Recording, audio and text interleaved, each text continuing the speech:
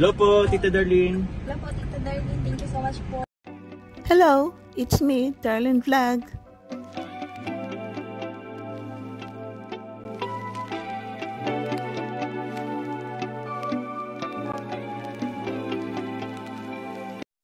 Yun bang, pagkatapos ko mag-upload ng Micres, siyempre makatanggap tayo ng notifications na may number 1 na nag-comment sa ating vlog na, yun nga sabi ko sa thumbnail ko, ito, nahuli na yung isa sa mga may gusto kay Jomar. So, basahin ko natin ang comment. Sabi niya sa comment on sa vlog ko sa Micres, kasi ito si Micres, sabi niya, ano daw, iba ang crush niya. Iba ang crush niya. Kasi sabi ni Mikoy, Krista, crush kita. Sabi ni Krista, katagalan. May crush na ako. Ibang crush ko. Ang bilis nito nag-comment. Itong pangalan niya, Marilo. No, Marilo. Yan ang pangalan niya. Ayan, no? Marilo, sabi niya, gaya-gaya, putumaya. May bagong crush daw, bukod kay Mikoy. Naku, baka si Jomar pa ang crush niyan. Di wow. Napatawa ako kasi. Kaya ako napatawa kasi pwede man hindi patulan. Pero, siyempre, pwede natin sagutin. Siguro nanonood ng vlog ko ito kasi nag-comment siya sa aking content. Kaya ako napatawa kasi yung bang batang ito na bago lang siya na-vlog sa Micres is ginagawa niyo ng kwento na ang crush niya ay si Jomar. Nakita niyo ba na ilang episode na lang si Jomar nakasama sa vlog? Parang first vlog, second, no? Di ata umabot ng 4, bihira lang, hindi lagi-lagi na nakakasama siya sa vlog. Uy, palagay natin, nakakasama siya sa vlog ng Micres lagi-lagi.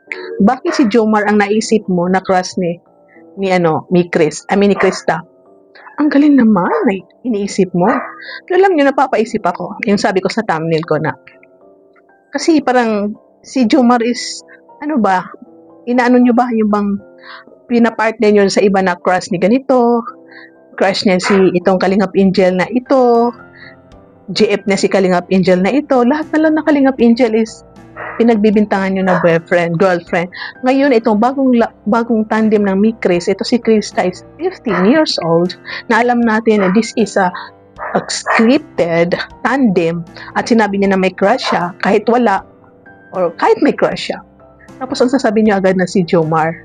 Wala na ba kayong maisip na ibang tao?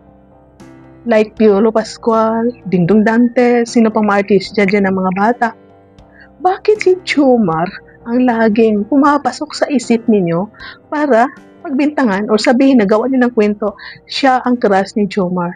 Napapaisip ako tuloy na yung feelings ninyo, pag nanasa ninyo, pagmamahal ninyo, pag-crush nyo kay Jomar ay sa iba nyo sinasabi. Bakit sa iba nyo binibintang katulad niya na crushes yun? Yung kayo, mga basher, o sino man kayo, anonymous, mga thunders dyan, mga lola, lolo, tita, mga sino pa man dyan, na yung pagnanasa nyo kay Jomar, crush ninyo si Jomar, secret love ninyo si Jomar, sikreto nyong pinagnanasaan, minamahal si Jomar na hindi nyo masabi-sabi, is dinadaan nyo sa ganyan na ibang babae sinasabi nyo. Bakit kayo hindi i-post sa mga content nyo, magawa kayo ng video? Or sa Facebook ninyo, nasabi niyo na crush niyo si Jomar. Yung crush na crush kayo, hindi kayo makatulog, kaya kayo na magmamaraton, nanonood dahil crush na crush niyo si Jomar, love niyo si Jomar, gusto niyo makita si Jomar, gusto niyo makadate si Jomar, gusto niyo makasama si Jomar, gusto niyo makasiping si Jomar dyan, whatever, ganon. Bakit pa si Jomar lagin ang dugtong ng inyong mga bibig? Bakit pa si Jomar nandyan sa inyong mga isipan? Lagi nakatayo si Jomar sa inyong isip. Siya lagi ang nagagamit ninyo sa inyong pagbabash. Wala na bang iba? Di ba? First comment ka sa vlog ko. Akala ko pa naman matutuwa ako. Tapos sabihin mo, may ibang crush na gaya-gaya po tumaya. Kung galit kayo sa love team na yan, huwag naman ganyan pagbash. Pero normal talaga na may basher, no? Makakomment ng mga ganyan. Sa bagay, iba-iba ang mga tao. No? Yun nga, bakit ba si Jomar lagi ang nakikita ninyo? Dinudugtong ninyo sa sikmura ninyo na lagi nakadugtong ng bitoka ninyo si Jomar na yung bitoka ninyo at bitoka ni Jomar is dinudugtong ninyo. Gusto niyo isama lagi sa pagkain, sa lakad, sa panunood, lahat-lahat na lang. Na lagi na lang kayo, Jomar, crush ni Jomar si ganito, ex ni Jomar si ganito, love ni Jomar si ganito.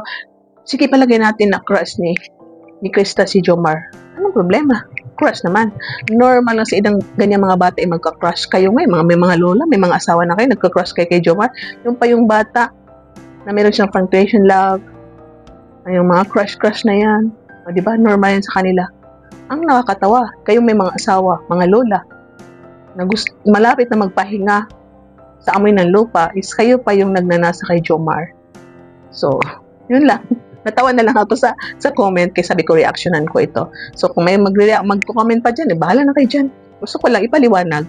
Ang point ko dito, kaya ko ginawa ng content, bakit ba si Jomar na lagi ang napapansin ninyo na nagsabi lang ang bata na may crush ang iba? Dahil content ito, scripted ito, si Jomar lagi ang naiisip ninyo. Sagutin ninyo. Comment section, comment kayo. Bakit ba si Jomar na lang naisip ninyo? Bakit si Jomar lang ang naisip na iba? Yung sumusuporta sa Jomcar, sagutin ninyo. Bakit ba itong mga basher, may yung mga inggit na si Jomar lang nakikita, wala ng iba? Dahil sikat, dahil inggit, dahil pikon, frustrated sila, hindi na gusto yung mga nila, yung mga gusto nila, hindi nasunod baka yun. So, I don't know kung anong comment down. Thank you so much. Shoutout sa lahat. And see you in my next reaction video. Shoutout sa Kalingap. We have Varatina Vlogs Kalingap Rap. Tuloy-tuloy lang po ang pagmamarathon para magka 51 million views na tayo. So, waiting. God bless and see you in my next reaction video. Bye for now. God bless and keep smiling.